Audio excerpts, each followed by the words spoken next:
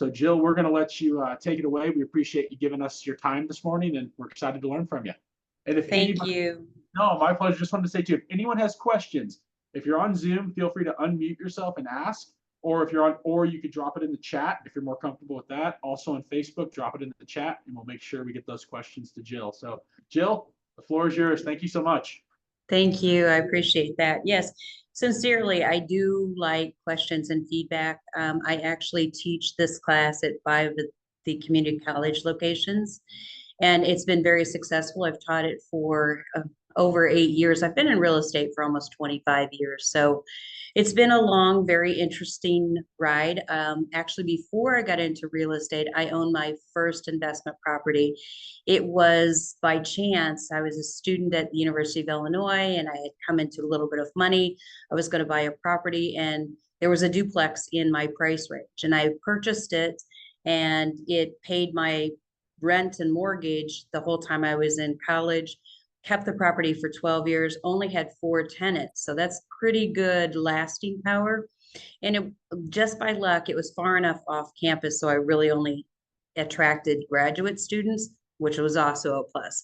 Some things I didn't know, I just kind of jumped into, but it kind of opened my eyes to the possibility of real estate investing. And it wasn't for a while that I was actually in real estate that I decided to invest. And one of the reasons was I didn't have anybody that was telling me the steps that I'm telling you. And this is an hour. We only get an hour. So we're not going to get into every detail of every investment strategy. And that's one of the things that I want you to understand is that this is an overview. We'll go dive deep into some subjects. And if there's any subject that I'm going to touch on that you're very, very interested in, please let me know, because I am a teacher at heart and this is my passion. So let's get started. Okay. So most important in any endeavor is to lay a good foundation. Think about what your goal is. It doesn't really matter what your goal is for the purpose of getting into investing, but it sure matters if you want to have a good outcome. So does it sound like fun? Is it something you want to get rich quick? Is it something that you want to build long term? Those are all great goals, but totally different strategies. And so depending on your goal, you're going to build your strategy or your business plan. If it's a fix and flip, that's one particular kind of plan. You want to get in and get out quick.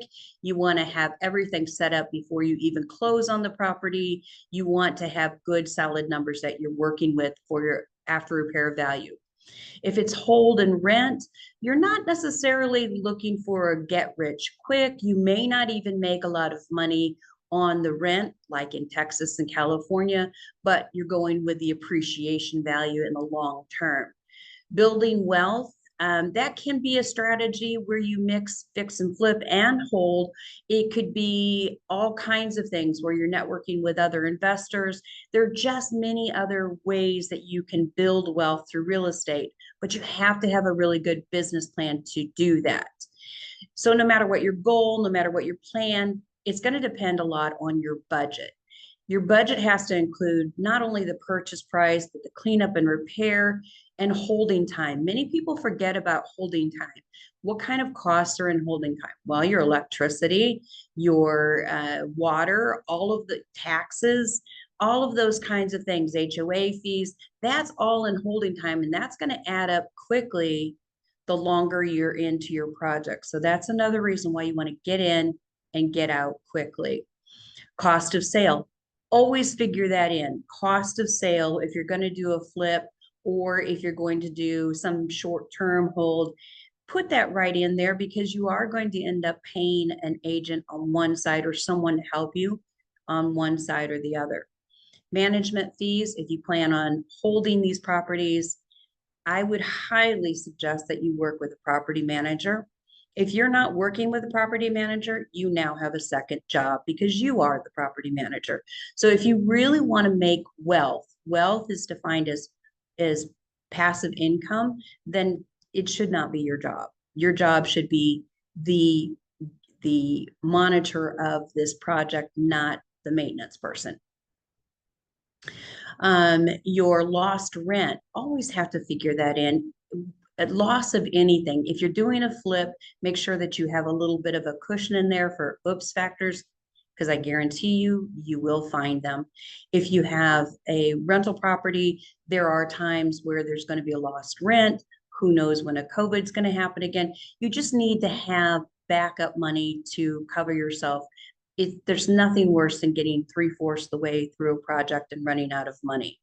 So really consider your budget. When you're considering your budget, this is all in, can't ask for more money kind of budget. This is a realistic, I have this money in my pocket, not like in our industry, well, in my pipeline, I have 5 sales that are coming up.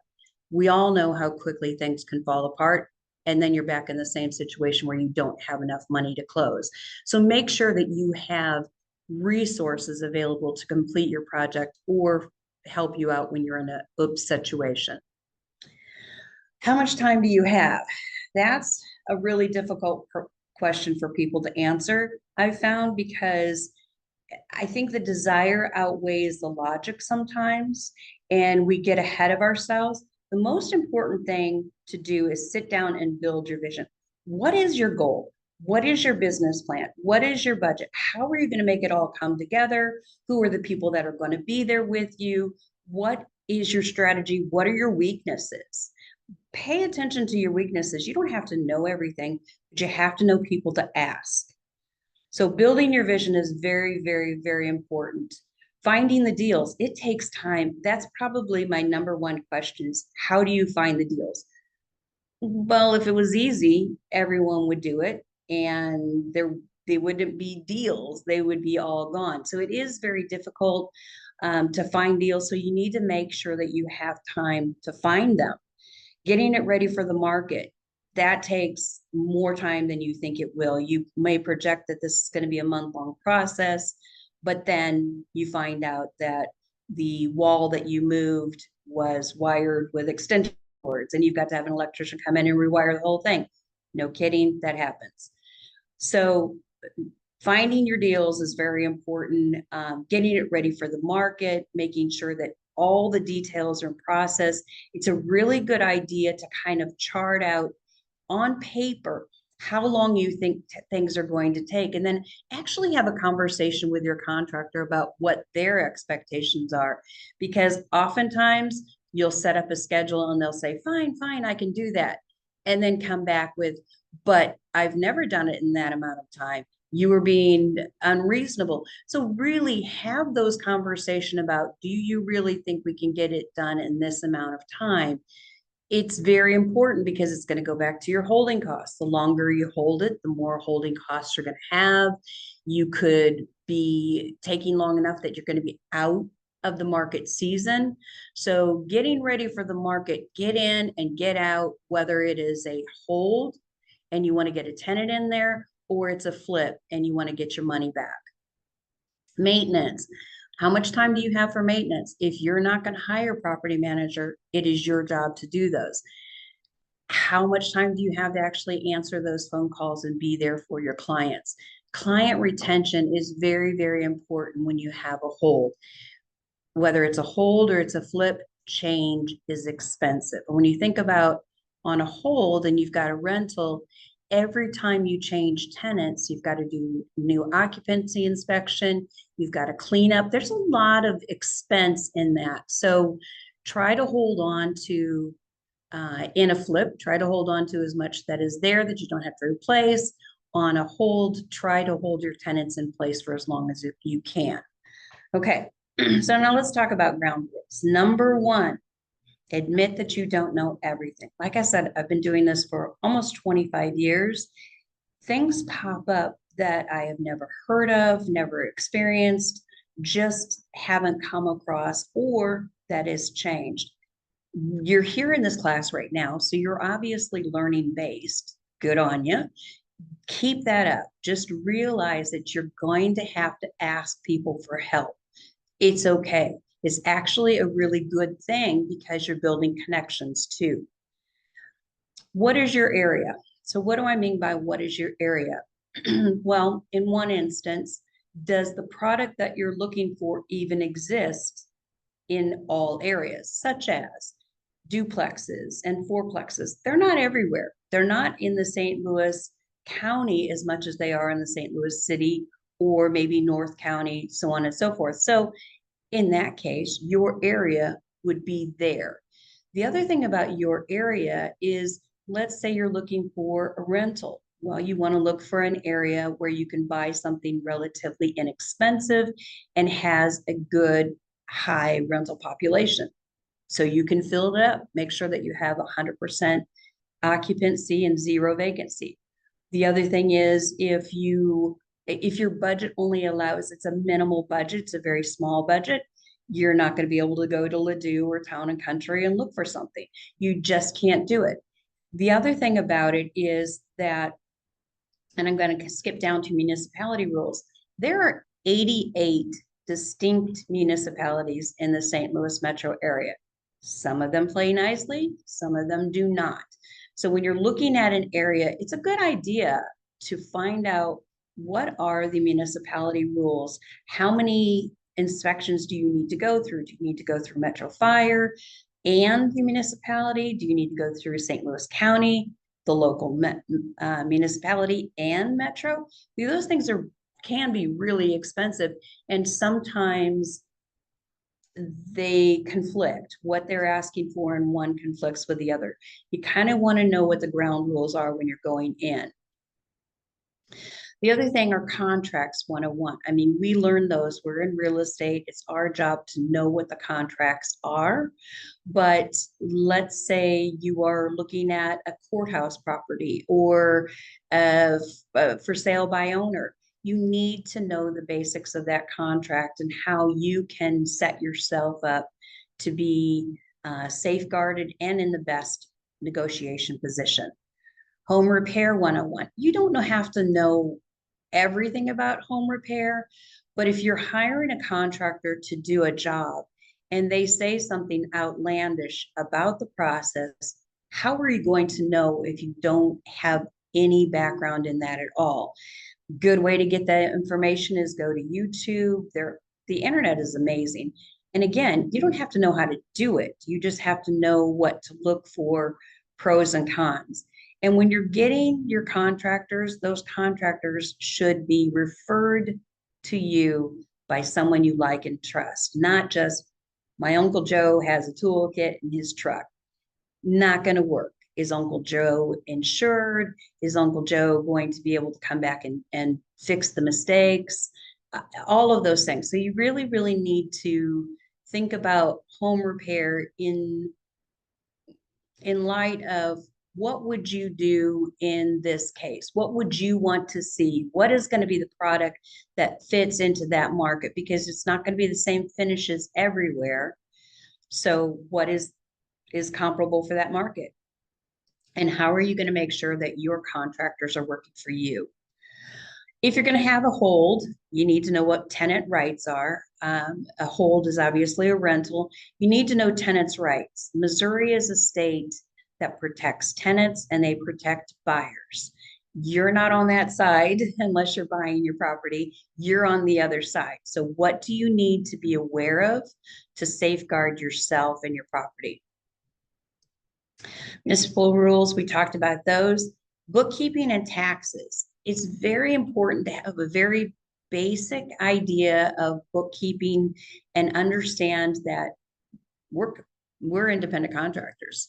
Nobody takes taxes from our paycheck. We have to pay those separately.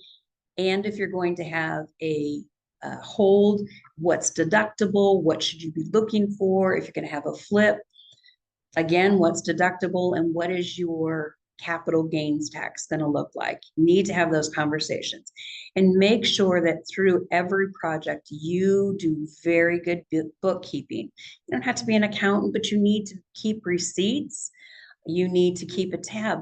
Not only does that tell you, are you staying in budget and making a profit, but it's also information that needs to be turned over to the title company once you sell your flip or your hold.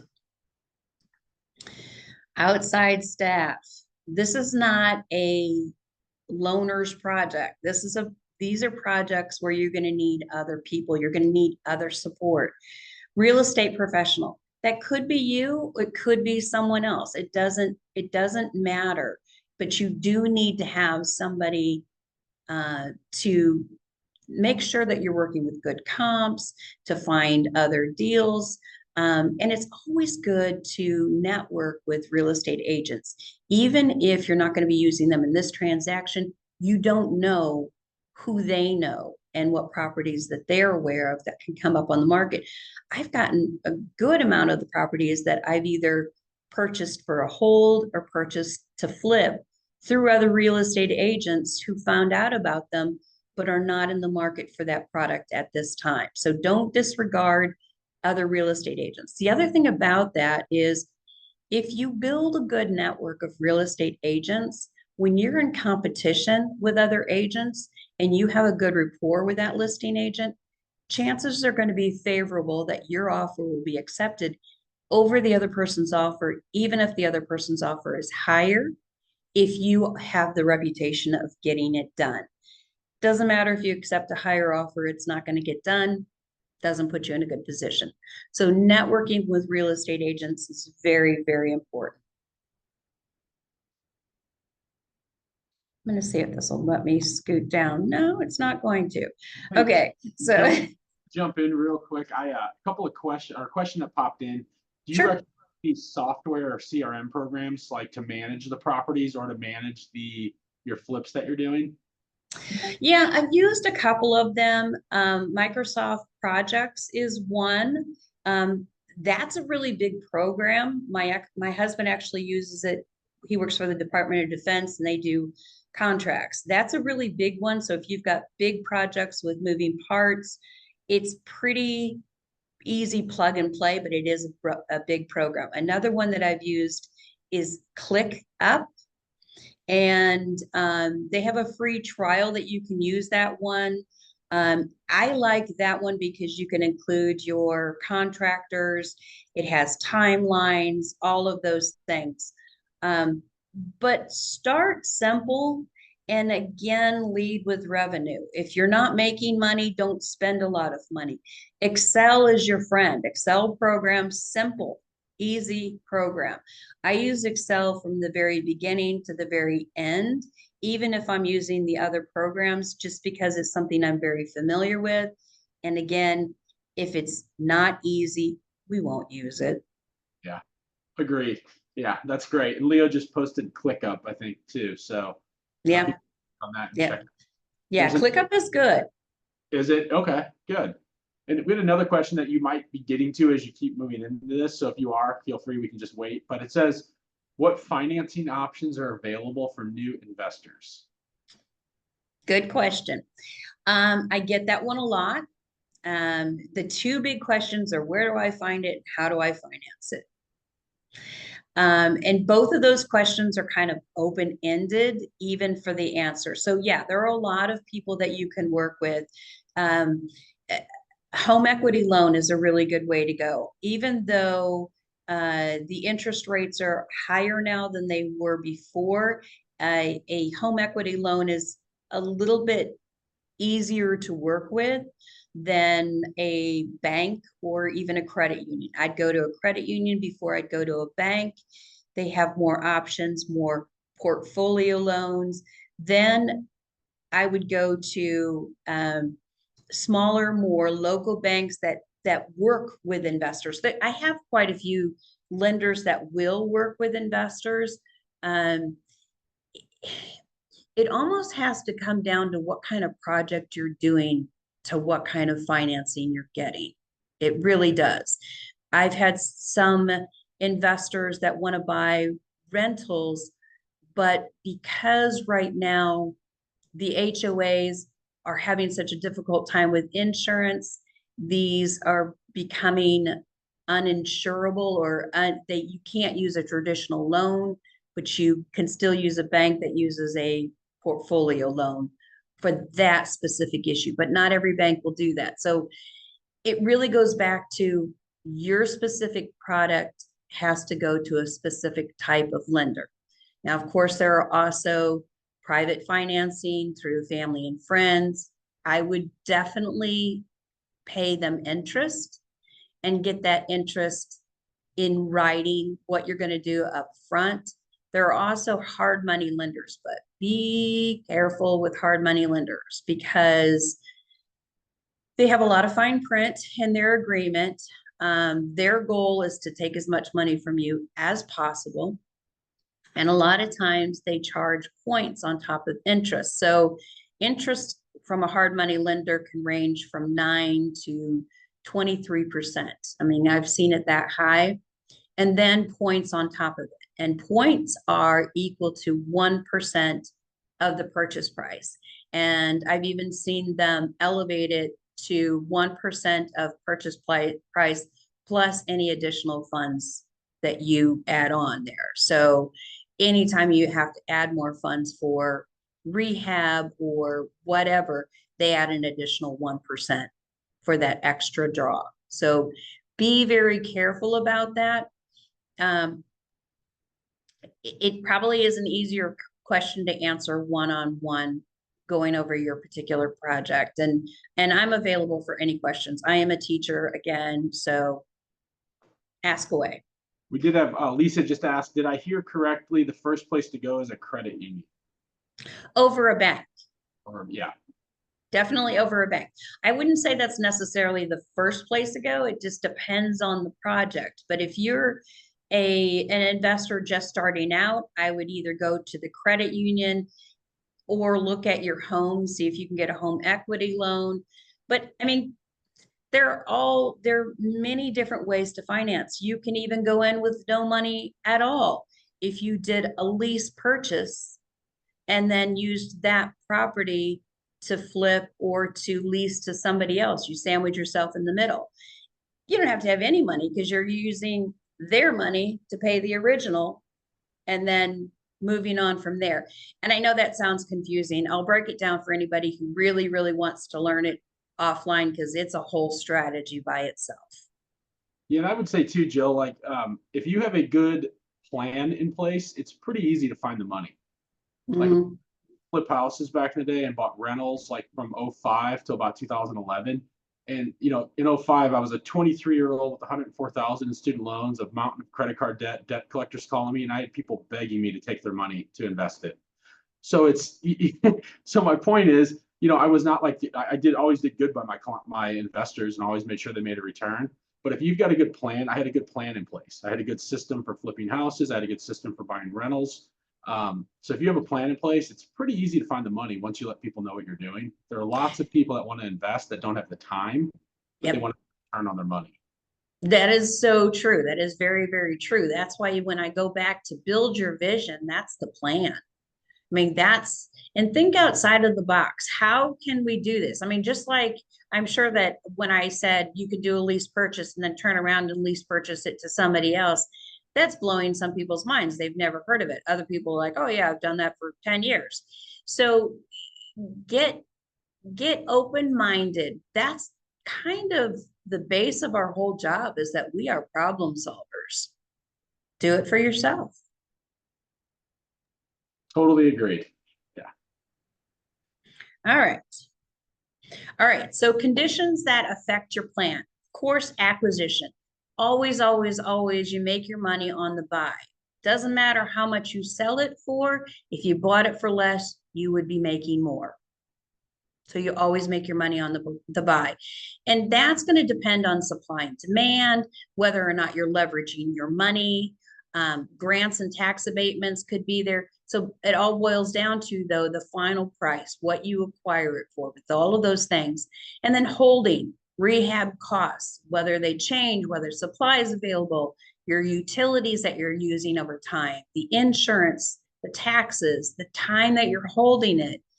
And that can also be offset in a positive way by the monthly income. If you bought a duplex, one side is ready to go, the other side needs rehab. You're going to offset your costs by the income. So acquisition, holding, and then exit. And again, 88 distinct municipalities. They all have their rules. They all have their fees.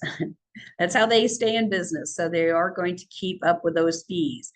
What the current market looks like, the cost of sale, whether you do both sides or you have to pay somebody else, that's going to make a big difference.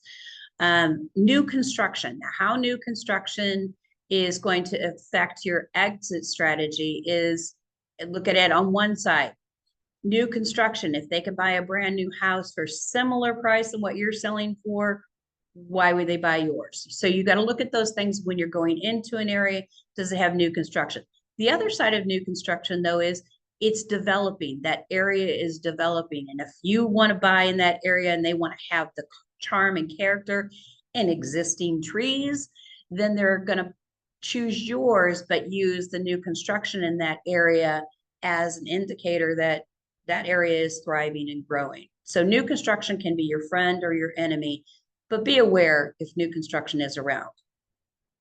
Price, your exit strategy, your exit, the price that you get. I mean, that's going to decide how your plan was successful or not. So consider all of those things before you ever get into a project. And what I would say, any project you do, no matter what, if it's a flip or it's a hold, make sure you have multiple exit strategies before you even begin. What happens when the market shifts? If you were in the real estate business in 2008, you remember when it shut off overnight. I mean, it literally felt like that. It felt like somebody turned off the water, everybody was gone. It can happen that quickly. So make sure that you have exit strategies so you're not caught in the position that many people were, and you can pivot, you can change. Okay, I can't sell it now. Could it be a rental? And if it's going to be a rental, should I do it as a lease purchase? They put more money down, they're better tenants. 99% of the time they won't follow through, but it may not matter. You're getting money to float yourself. There's all kinds of benefits to lease purchase. So exit strategies are very, very important. Questions about that? Okay. So unique appeal of investing in real estate. We all pretty much know these, but I want to kind of go over them. It's accessible. It's appreciable. It's rentable. You can approve it. It's deductible, deferrable, all of those things. It's stable, especially here in the Midwest. It doesn't feel like we are in a really stable market. It feels like it's crazy and off the wall until you look at California, Florida, Arizona, all of that. And you should pay attention to those states because whatever happens out there is eventually going to happen here in the Midwest. It's just not going to be quite as volatile. We don't have the really huge high jumps or the really high slumps. We're pretty even keel.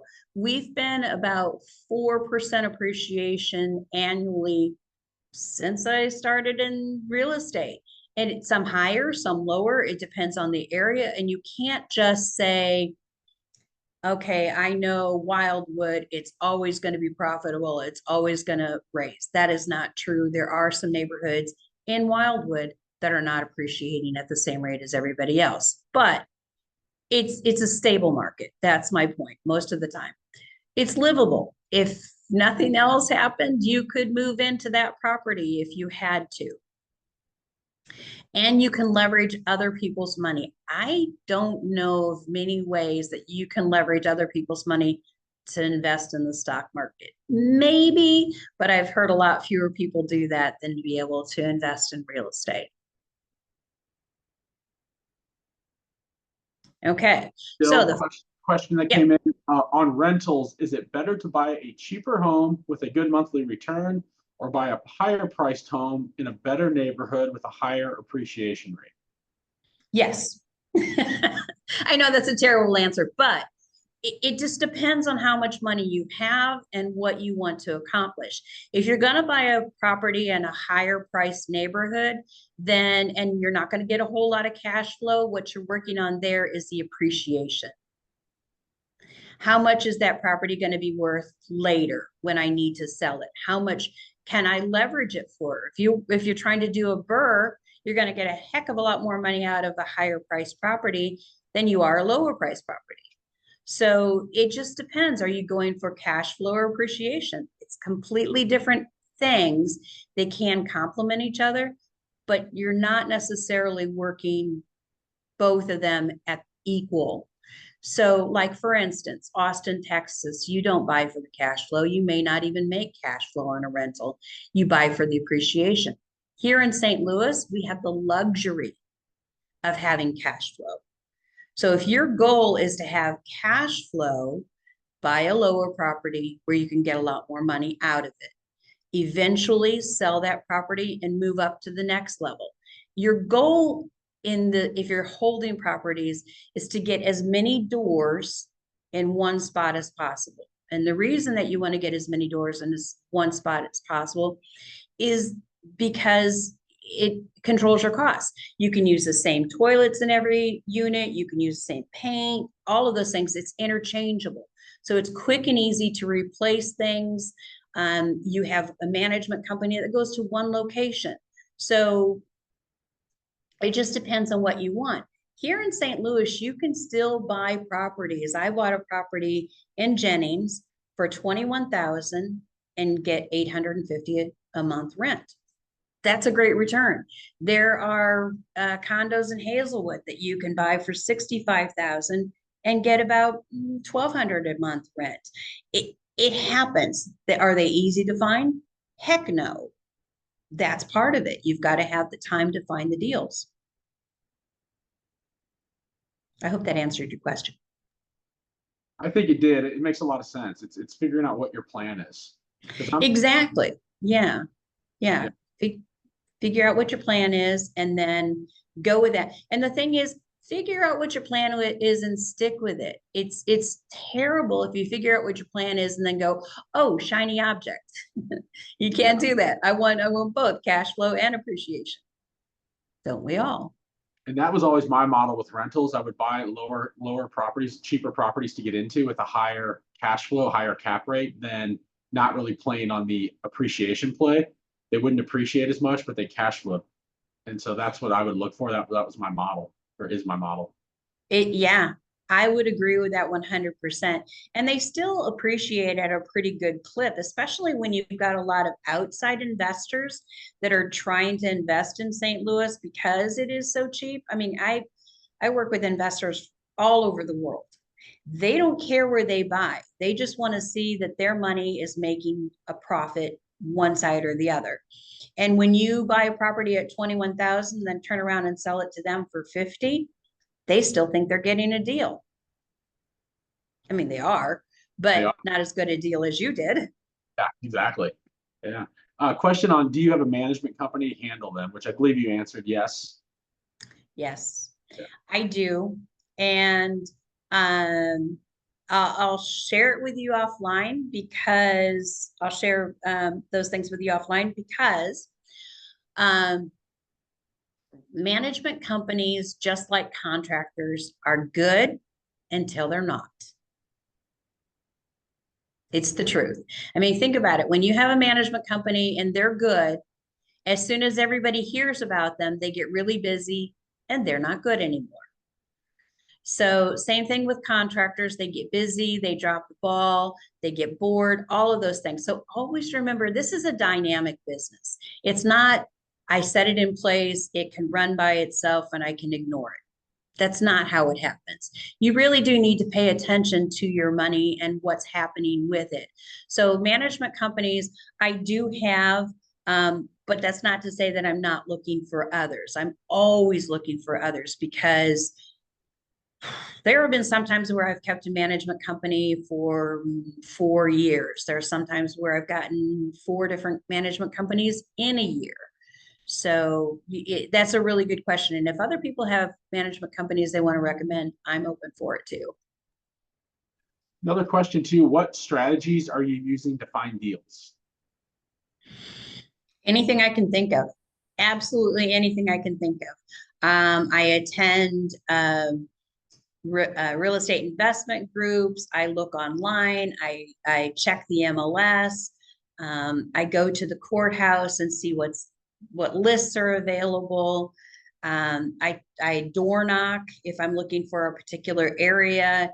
And when I door knock, I don't go up to them and say, hey, do you want to sell your house? That's offensive and they will shut the door in your face. So what you want to do is say, hey, do you know anybody in the neighborhood who is looking to sell. If they're wanting to sell, they'll tell you. Otherwise, you might find Mrs. Kravitz, and that is gold because that person will know everything that's going on in the neighborhood and you can find deals. The other thing is driving around and just observing your surroundings. Is the grass uncut? Is the mail in full? Are windows boarded up? Go back and check your tax records. Oh, tax records, by the way, tax records have, if you go to the county site, they sometimes have flags on them, pre-foreclosure. Get a hold of those people. I mean, there's so many ways to look for properties, and you almost have to use all of them because you never know where that deal is going to come from. One more question, and then we'll let you keep going. If in owner financing, would you pay a little bit more for the property if it's a lower cost to get in? Yes. Well, Depends, if it right? makes sense in the long run. I mean, the end number has to make sense. So whenever I do and I'll show you what a pro forma, before I even go look at a property, I sit down and do the numbers. Is it even going to make sense? Is there a potential profit there? If not, why bother? So you have to figure out, does owner financing really offer you, or is it just a great sounding opportunity? The numbers have to make sense. The numbers don't lie, and never get emotionally attached to a property. Good point. It's much easier not to get attached to an investment property than a personal home. We always get attached to the personal homes, don't we? You do, but I tend to get attached to a lot of potential rehab projects just because I love the architecture. I love the detail, mid-century, craftsmen. I mean, there are just so many really cool houses. And I get in and I'm like, oh my gosh, I could do this, I could do that, I could move this wall, I could, and then it's like, okay, reality, let's slow down. You don't want to move walls. That's a bad idea if you can avoid it. I mean, there are many times where it's 100% the best idea, but it's not what you should lead with. And so I do a lot of the houses I get emotionally attached with at first. That's why I do my numbers first. And then I can go in and drool over it. Makes sense. Yes. So the wealth generators, cash flow, appreciation, loan pay down, and tax benefits. I think they're pretty self-explanatory. Okay. So talking pros and cons of different types of investments. Condominiums and single family homes, those are one unit. So the pros for the condominiums, usually lower price. They're usually in a stable area where there are other homes. Maintenance is included. There are more amenities. The cons, of course, are the HOA fees, the less cash flow, and you don't really own the land. You own a percentage of the land. So it's less appreciation. Typically, you have less audience to buy those. Single family, it's easiest to resale. It's surrounded by other owner occupants, more appreciation. The cons of both of those, it's only one unit. So if it's vacant, that's 100% vacancy. Duplexes and fourplexes, the pros are that, well, the duplexes are typically close to single family homes.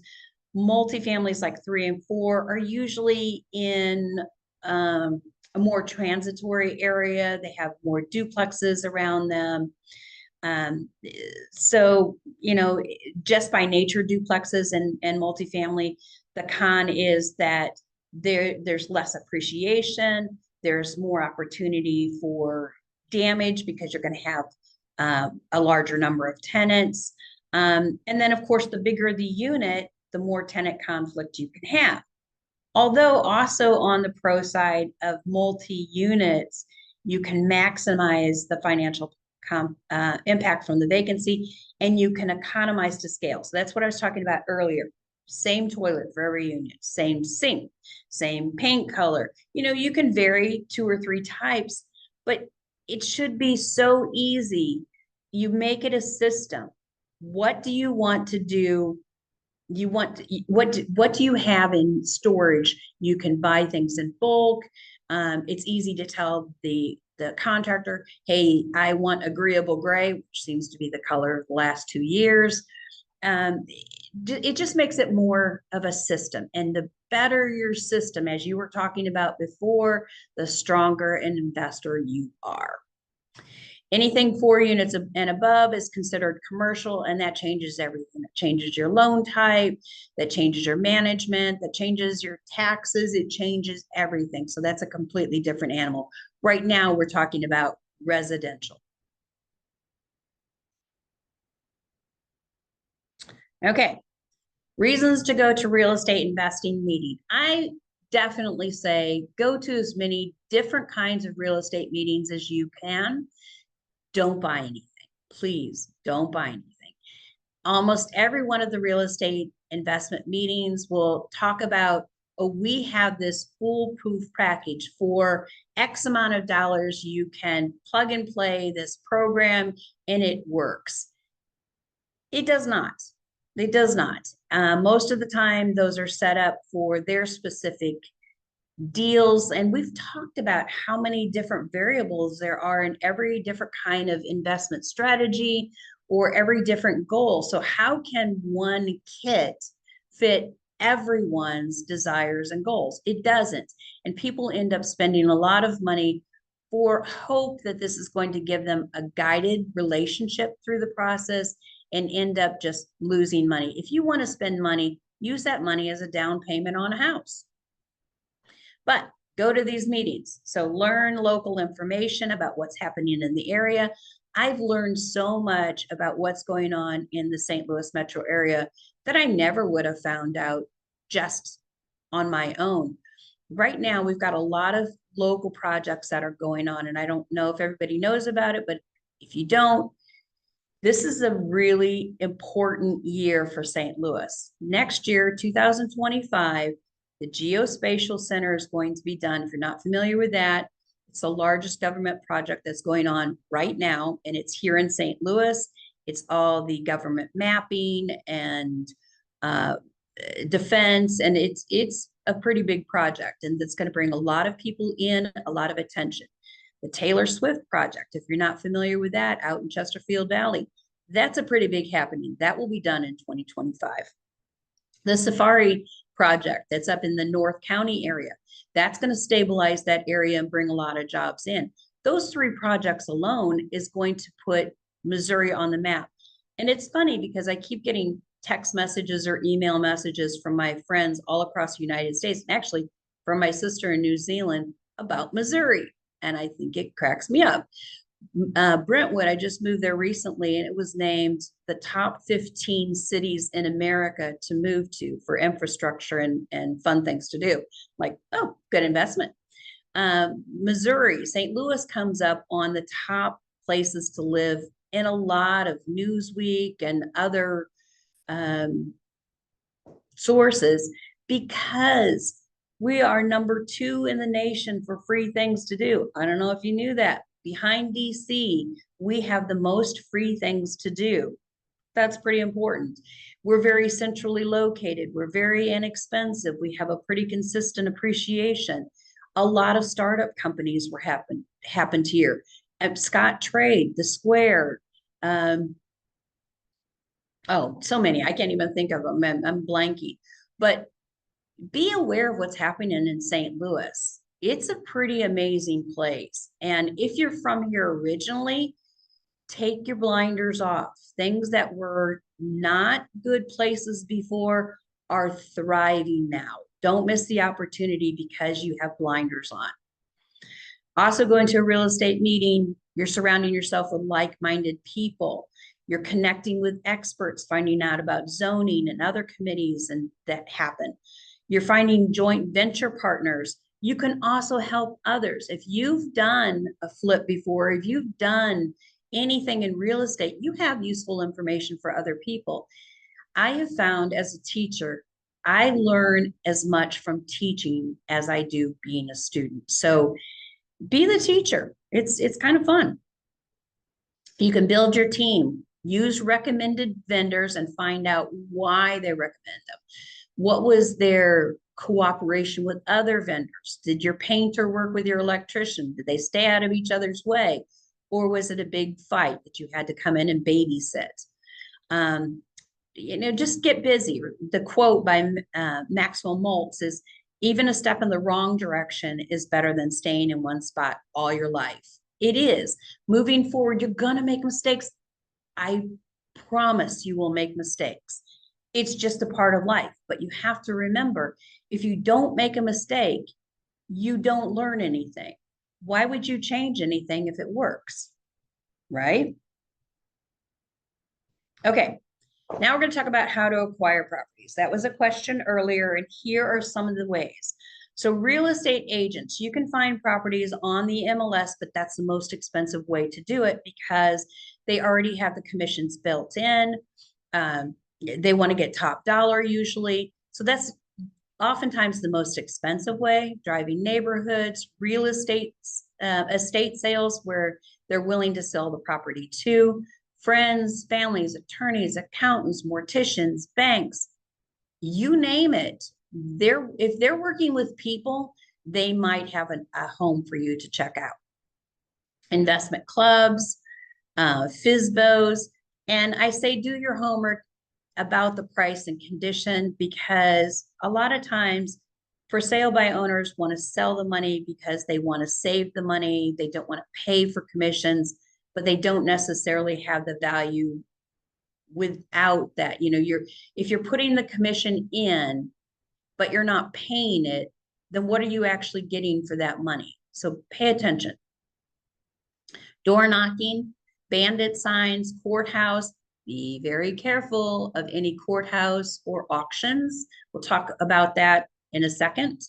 VA, HUD, CIA, I mean, you name it. If there is a police or an enforcement agency, they have acquired property from whoever their target is. I don't know a better way to say it. Okay, here we go. Talk about auctions. So I hear a lot of people say, what about auctions? What about auctions? There are a couple of different kinds of auctions. There are the auctions that are on the line, auction.com. There are several. Be careful of those. Sometimes you can go see the house, sometimes you can't. You're going to have your inspections done ahead of time. They also add a fee, a premium on top of whatever you're offering. And the auction goes up till midnight of the deadline. So you can have your offer in and be confident that when you went to bed at 10:30 at night, your offer stands. And then at 11:58, somebody else made a higher offer and you weren't awake watching it. So be aware of the online auctions for that. When I'm talking about courthouse steps kind of auctions, really be careful because there is no backing out at the last second. It is set up that you are going to be paying in cash. You're going to be paying in cash within 24 hours. These are the expectations. Do other deviations happen? Yes. But do you want to be caught in the position where you expect to be able to get out of it and you can't? Nothing more destructive to your wealth than a lawsuit. So be very, very careful. Go to the auctions. They are pretty regularly down at the courthouse, and if it's really hot, they'll be inside, just inside the vestibule. If not, they will literally be on the sidewalk outside. There sometimes are a handful of people. There are sometimes dozens of people. And there's a list, and they basically go by the tax ID, or that it's not always the address. So you need to pay attention how they're presenting that property.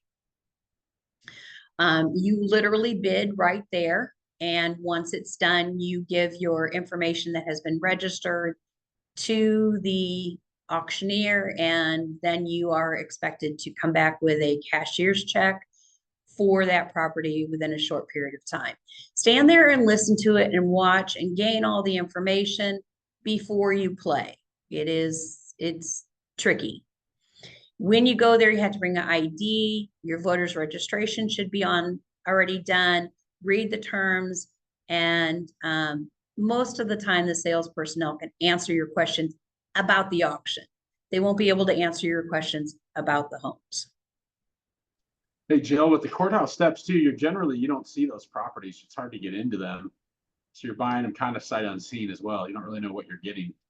Right, exactly. And not only that, even if you find out where they are, because you can get a list of where they are. So you drive by them, take a look at formal listings, look at former pictures, tax records, as much information as you can.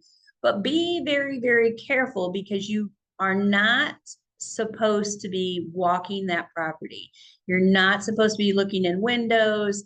You can be sued for trespassing. You can be arrested, or you could be shot. We do live in Missouri. So please be careful.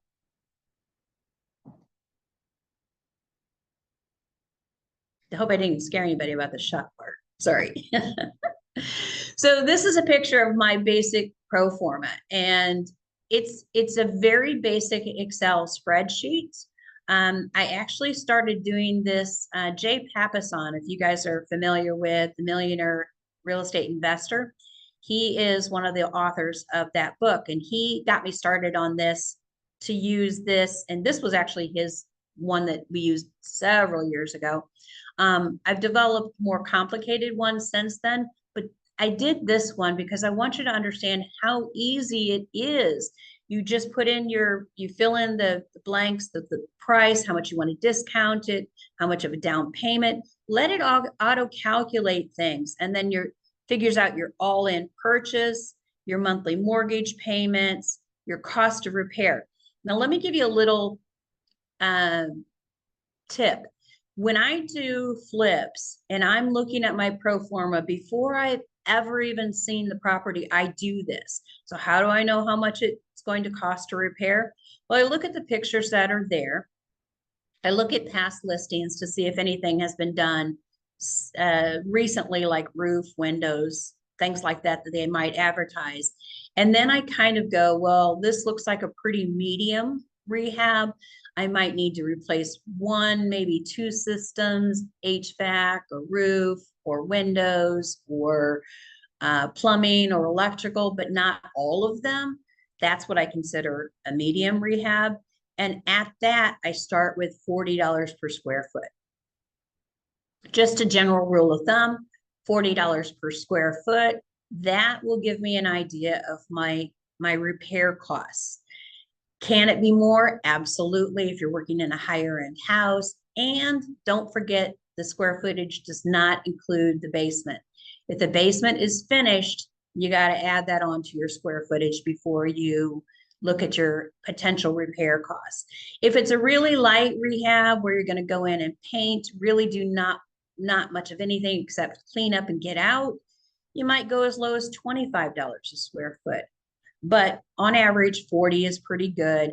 It just depends on the finishes that you plan to make. And then once you figure out your numbers and you look down here at your projected profit after, and I've got even, I don't know if I can get down there with this thing in front of me. Let me see. Sorry. After repair value, make sure you do that with good comps. If you're not comfortable with that, not everybody is good at predicting what after repair value is. Find a friend, find a mentor, ask somebody else, other agent. Hey, what would you price this house out if it were finished compared to the others? Do it with a good, strong, evidential number. Then figure out your costs. Once you get this done, you go look at the property, you make notes of everything that's in there. The HVAC system looks good. The roof is only so many years old. All the things that you will have to change and won't have to change, go back and redo your numbers before you make your offer. Still makes sense? Make an offer as low as you can. Okay, so I'm going to go over investing 101. And again, everybody's strategy is going to be specific to them. So this is just an overall 101, kind of going over what I already did. Know your budget, your all-in budget, can't ask for any more budget. Divide your budget by the project. Let's say you have 50,000. Okay, how much of it are you going to allot for exterior? Knowing what you know, how is that going to break down for your project? So you know what your budget, basic budget is for the project. So when you go and you talk to your contractors, you know that this is how much you have to stay within. Are they coming in over? Are they coming in under? Just kind of giving yourself an idea of where your money is going to be going. Know your area, where you can find these projects, what's going to happen at the end. Are they going to have good renters? Are you looking for student renters? Then you should not be looking in Wildwood, necessarily, because you've only got the community college out there. You might be looking in the city. Just find where your project makes sense. Gather property information, tax records, disclosure, municipality rules, go to Zillow, go to Trulia. Any information that you can gather about this property is going to give you more information moving forward. Do you have an ARV, an after repair value, from good comps working with your agent, either you or a partner or whatever? Use your pro forma to determine the initial project potential. Doesn't have potential, you can't make it have potential. Walk away, there are other projects. Learn what's a typical product in your project area. Are granite countertops standard? What is typical for that area? What is going to sell the fastest? Be very careful about making it your dream home. You want to make it as many John Doe personalities property as you possibly can. Be sure to view your contractors' agreements and their former projects. Do you know anything about their work? Know what their agreements is. Do not make an agreement with a contractor without it being in writing. We know this. If it's not in writing, it doesn't exist. Be careful and make sure that agreement is itemized. It's detailed. I actually had an investor one time. I was helping him buy property. I wasn't helping him through the process. He signed an agreement with a contractor to rehab the house. What does that mean? Does it mean you get new countertops? Does it mean you get new stairs? Does it mean they paint? What does that mean? Be very specific about your expectations. Develop a good evaluation walkthrough sheet for repairs. That's going to help you evaluate a property as you're going through. It's also going to help you evaluate what needs to be completed moving forward, because you're going to have to pay attention. The market shifts. What if the market shifts down? You're going to have to pare back some of the things that you might have wanted to do just to keep yourself in budget now that your ARV has lowered. Pay attention to the exterior too, the tuck pointing. It's a little job, it's a menial job, it's expensive. Trees, make sure that the trees outside, that if you're looking in the wintertime, which is the best time to look for investment property because you don't have as much competition, sellers are more willing to take less money, but the trees, are they dormant or are they dead? Be careful. Don't forget about the HVAC, the electrical, the plumbing, the sewer, and the windows. Those are all important features that are going to make your property shine or be terrible. Sewer lateral, that can be expensive. That's a $2,500 to $25,000 expense. Know before you play. Go through your numbers carefully and add an oops factor, whether that's 5% or 10% on top of what your budget is, depending on the level of finishes. Make sure you have some cushion money in there. Do not get emotionally attached to your project. I'm going to say that again. For me, it's difficult because I love architecture. I love the process. So staying detached or paying attention to the numbers helps. Negotiate as low an offer as you possibly can. There's a screen here in my way. See if I can move it. There we go. And be sure to include an inspection clause. Even if it's just for your information, include it. Do it in as short a time frame as you can. One of the tips that I use is typically there's a 10-day inspection period. Well, those 10 days are calendar days. If you have weekends or holidays, your days are eaten up. It'd be better to say, I want 5 business days than 10 calendar days. Sounds better to the seller. It sounds like they're going to get done quicker, but it actually can give you an advantage. Okay. All right, don't skimp on inspections unless you plan to replace everything.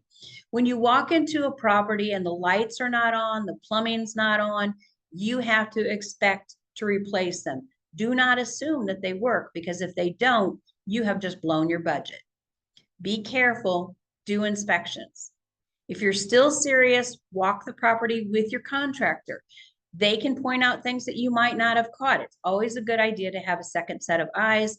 Plus, you can start negotiating with them about what they will do and what they won't do. Make a detailed list of repairs that the contractor will make for each and every room. Revisit your numbers. If it still works, close on the property. Plan to have the utilities on immediately after closing so that the work can begin. In and out. Get in and out as quickly as you can, whether it's a flip or it's hold. Get it on the market or get somebody in there. Have your contractor's agreements in place before you close. Again, you want to start working the day after you close. Don't plan it for the day you're supposed to close. We all know how things can happen with wires or papers or whatever. And then you've got to rearrange everybody else that's supposed to be coming. Pay as agreed in steps to your contractor. Do not give them all of the money up front. Do not pay them off until you've actually visually inspected their work. Just because you've had a great experience with them before does not mean you're going to have a great experience with them moving forward. This project that's on the market right now, every single contractor except the plumber dropped the ball somewhere along the way, big and small ways. And I've worked with my partner, I've worked with all of these contractors before, except the plumber, ironically enough. Sign your listing agreement and have an agent watching the market. If you're going to be the agent on this, sign your listing agreement up front. That way you've got it in place if you need to do coming soon, sooner, or answer any questions. But if you're not using yourself as an agent, if you're using somebody else, if you've got a signed agreement with them, they're going to pay closer attention than if you don't. Commit to them. And then make sure that they watch the market, that you get weekly updates. The market is ticking up. Ooh, maybe I could spend more money on finishes, or take it as a profit. The market is ticking down. Ooh, I better get out of here quickly. Or instead of granite countertops, we'll go back to a different material. Whatever it is, that budget is not stagnant. That budget is dynamic.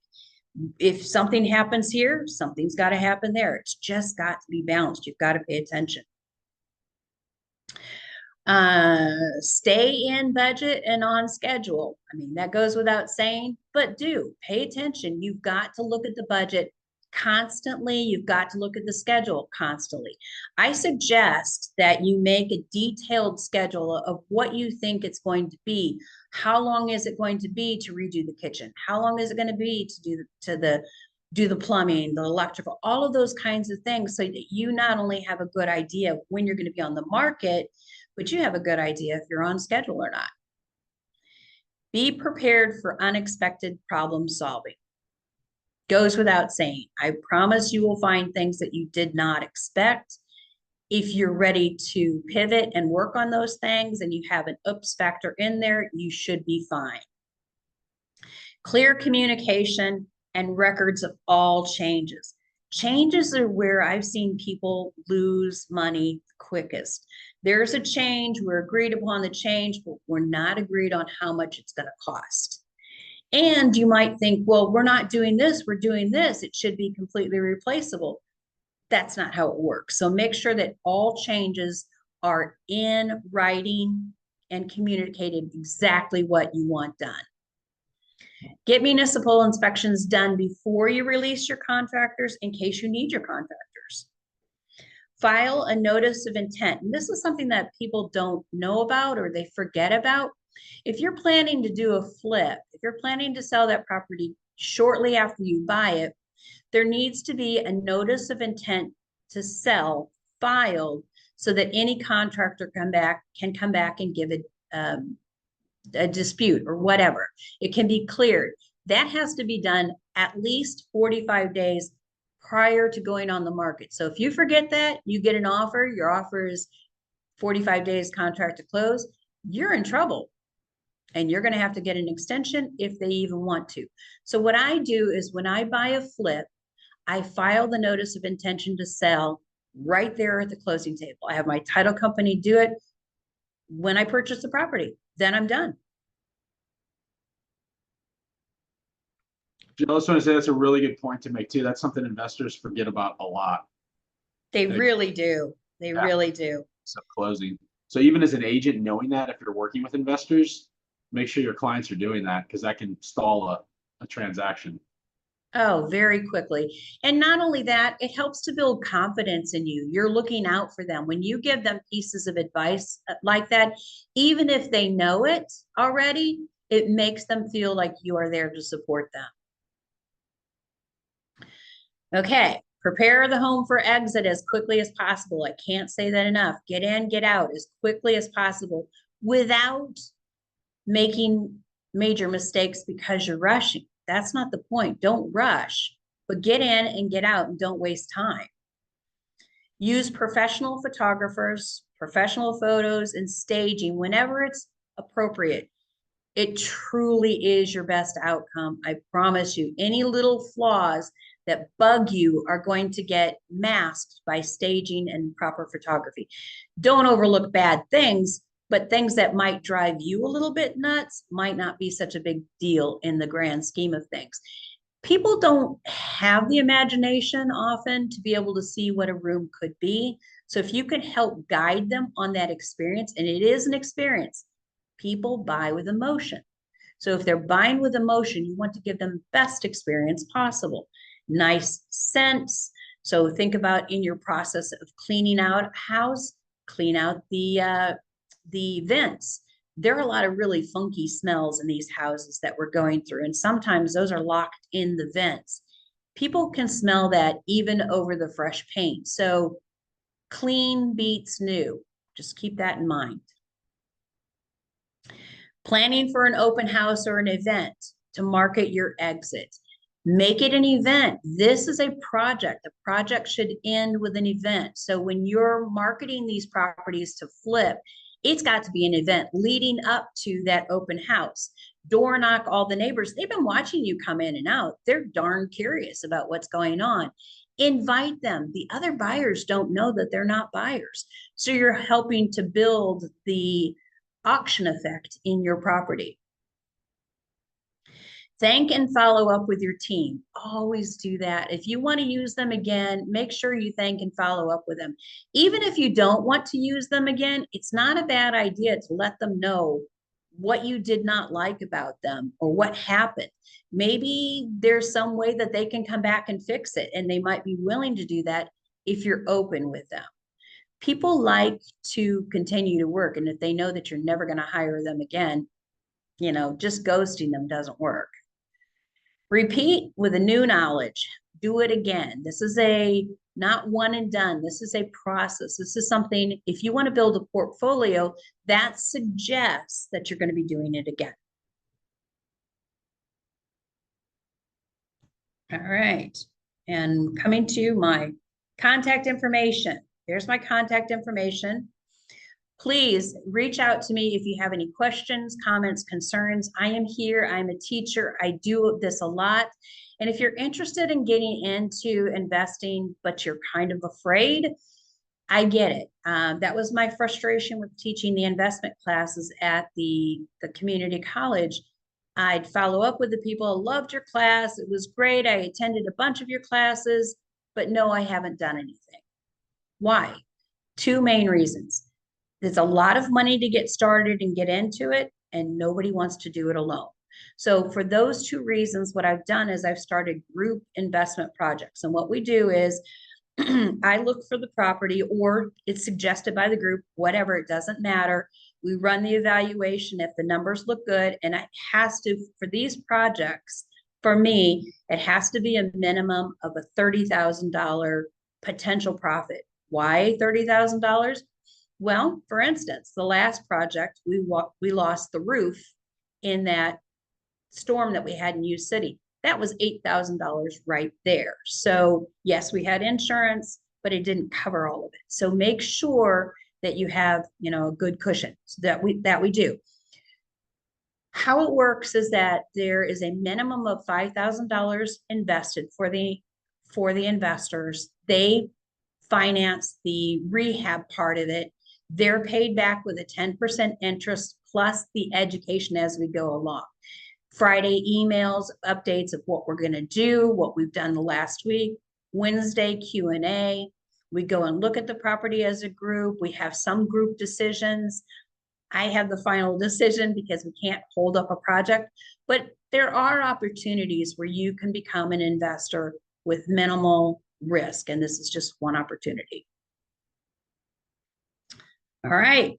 That's very cool. Really cool, Jill, that you do that. So that's great. And that's good. And Jill's information's right there. If you're interested in that, feel free to reach out to her. And we do have some other questions as well, Jill. It says, how do you vet your tenants? Does the management company do that, or do they take care of, and do they take care of the maintenance and rent collection? Yes. My management team does that. My property managers screen them and do all of that. That's part of the reason why I hire my manager. Otherwise, there's a new MLS product. I haven't checked it out, where you're supposed to be able to evaluate tenants and rent. And I think it's called Rent Plug or something like that. I just saw it advertised on MLS. That's a good one. I have also in the past used Renting Authority.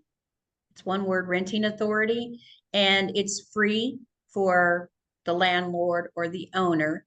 And you send a link to your potential renter through their email. They pay online to the Renting Authority, so you don't have any credit card information or any of that. And within 24 hours, 48 hours, excuse me, the information comes back to you and to them. And it's great. It's got criminal history, eviction history, job. I can't even remember all the factors that are in there. It's really a pretty good program to use. But then you also want to get references and be able to call that reference. And remember that whoever they give you as a reference is going to be their best foot forward. So when you talk to that reference, ask that reference who they would recommend you talk to beyond them, because then you're going to get the real skinny. That's good advice. And it looks like that one's called Rent Spree on the MLS or on Maris. Rent Spree. Okay. Not used it, but it says top rated tenant screening for agents. Yeah, and I have not used that, but now it appears that it's free for us.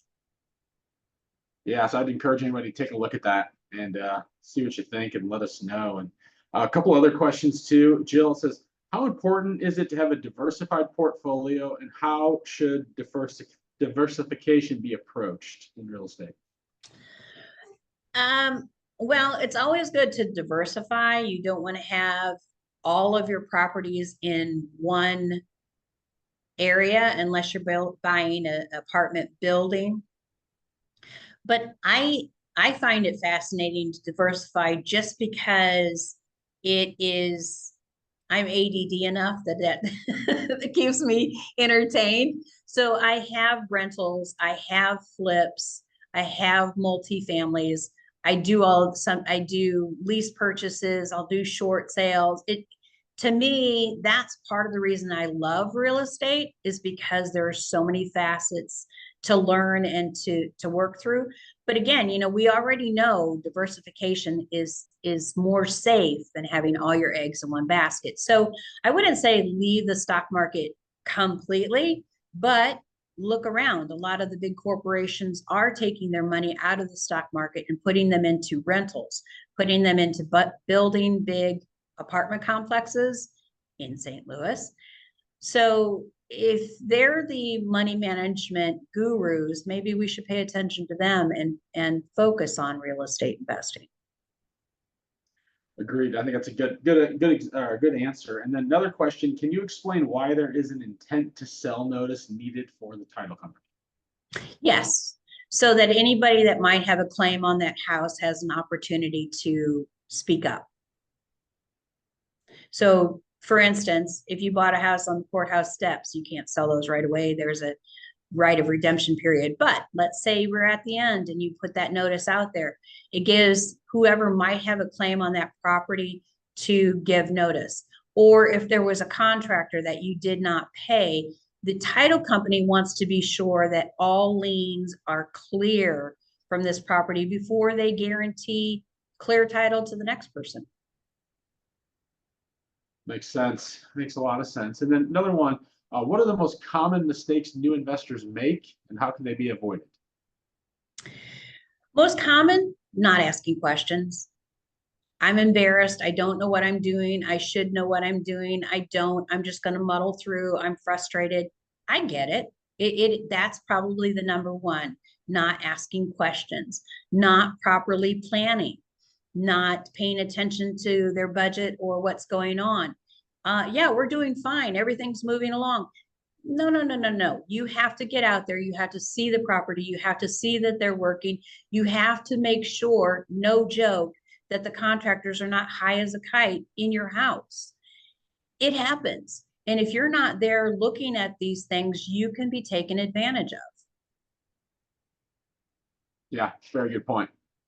It happens too when you expect, your contractor says, "Oh, we'll be there. We'll be there Friday. We're going to get it done." And then you show up Friday and nobody's there.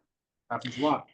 It does happen a lot. So you really have to use reliable contractors that have come with a strong recommendation from somebody that you trust that has used them successfully before. Yeah, and I just chime in on that too. The cheapest is not always the best, So that's sort of like when I was young, it was cheap. I wanted to go the cheapest route.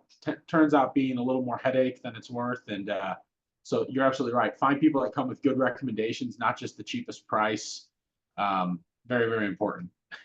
Absolutely, because the cheapest price, they also feel like they're entitled to do what they want. You're not paying the big bucks. I can do this. Case in point, the house that we have on the market right now, the flip that we just did, we told the floor refinisher several times, we want a neutral finish on this floor. We want it to match the kitchen floor that's there. Please don't make it dark. Guess what? He stained it mahogany.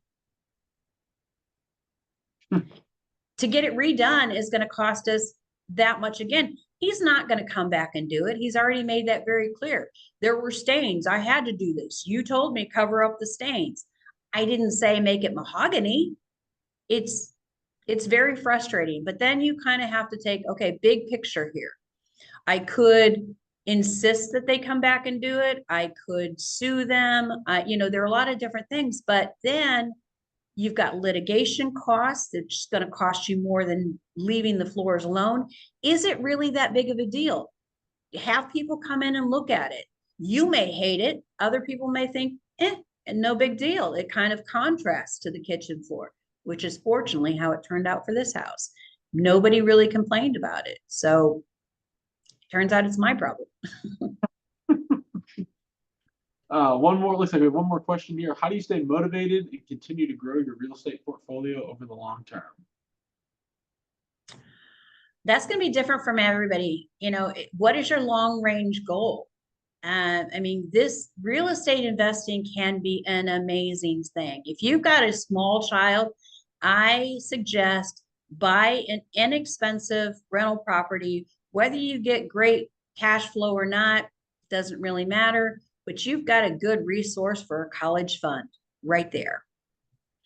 It's just, there's so many things that you can do with real estate, that you can replace your income as you retire. It's just fun and interesting. You can make all your creative juices flow when you're creating all these different flips. Motivation, it's a fleeting thing. What motivated us at 16 doesn't motivate us at 26 or 36 or 56. It changes. So motivation is not what I would go by. I would say, what is your goal? The goal has to be there. And then you just have to be committed to do it. It's not about motivation. Motivation is a fleeting desire. Good answer. And one last question just popped in. There were so many unknowns during the flip. How do you keep up the 10% to your club members? Control the what ifs. Good inspections, definitely. Work with contractors that you've worked with before and expect the unexpected. Expect that something's going to go wrong. So when you're doing your inspection, look for things that probably go together, but you wouldn't necessarily think of. Okay, for instance, this particular flip that we did just now, the main stack had barnacles. We knew the main stack needed to be replaced. Well, if the main stack needed to be replaced and they haven't done anything about that, chances are they haven't paid much attention to the rest of their plumbing. Follow the main stack up. What does the floor look like? The ceiling above the main stack, is it soft?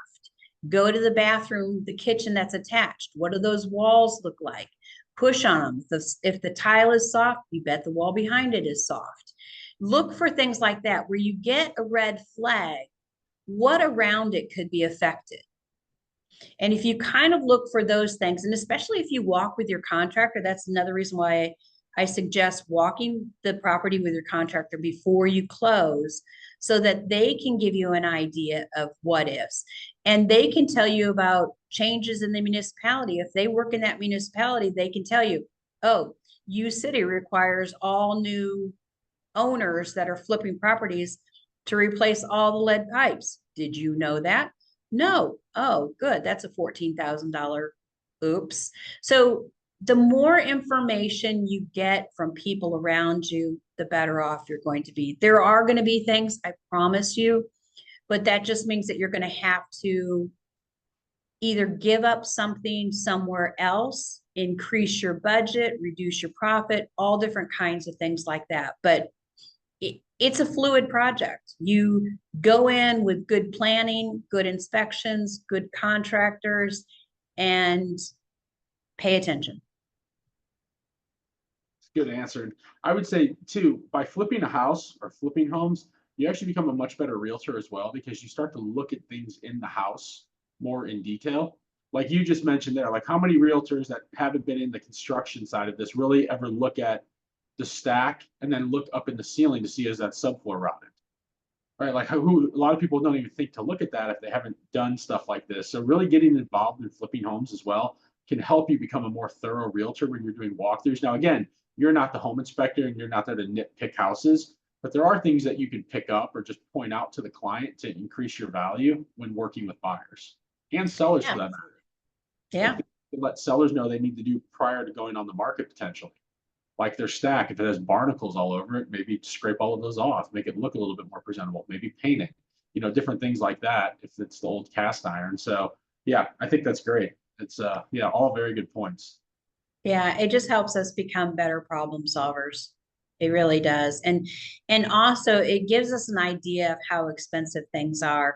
Sellers and buyers always overprice everything. It's absolutely amazing. I was talking to some buyers this weekend and they were like, "Oh, well, we're going to need a refrigerator and a washer and dryer. That's about 15,000." Really? Wow. Where are you buying these from? That's gold plated. They don't really have an idea, and you can give them a little bit better idea. And oh really? Well, I think that might be a little high. I just saw dot dot dot dot. It's not guaranteeing that they can get it, but it's putting them in a better perspective. That makes sales go through. Totally agreed. Yeah. So it looks like no other questions right now. Jill, this was very, very helpful. Thank you so much. Very informative. We appreciate you putting this together and delivering all this content to everybody. I think everybody got a lot out of it. Good. I'm happy to do it. And if you want me to do another class where we break down a specific type of thing, like a flip, or a buy and hold, or lease purchase, or topics like that need their own hour, I'm happy to do that. Yeah, we'd love that. We'll get some stuff on the calendar. I think everyone would enjoy that as well. So Okay. that's very, very helpful. Sounds good. Well, thank you, everyone. I really appreciate your time. I'm available if you have any questions. Thank you, Jill. Thank you, everybody, for being on. And again, if you're watching this later in the day and you have questions and it's not live, feel free to drop them in on Facebook and we'll get to them and make sure they get answered. So thank you, everybody, for being on. Really appreciate it. Jill, have a great day. Thanks, You everybody. too. Take care.